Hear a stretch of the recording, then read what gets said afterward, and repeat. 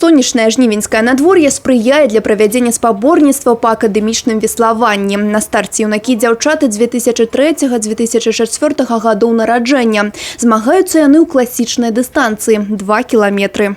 Я занимаюсь греблей 4 года. Перед соревнованиями был отдых, но до этого были тяжелые тренировки и еще одни соревнования неделю назад. Соперники были сильные, но мне чуть-чуть повезло, и я пришел первым.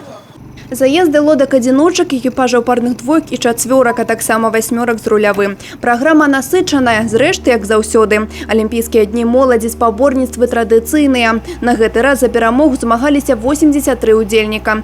Для многіх старты ў Брэсце былі выдатнымі. Іншым патрэбна яшчэ папрацаваць над удасканаленнем спартыўнага майстэрства. Але ж перспектыўныя кадры ёсць ва ўсіх камандах. Результат мы оцениваем по месту, которое они займут на данной дистанции, и уже исходя из этого мы будем комплектовать команду нашей Брестской области, которая поедет в город Минск в сентябре. И да, видно спортсмены, которые есть уже и лидируют, которые в лидерах находятся, и они могут выступать, занимать хорошие места на республиканских соревнованиях.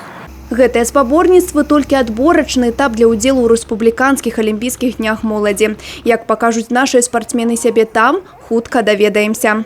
Анастасія Цыкун, Алексей Рыбкін, тэлерадыёкампанія «Брэст».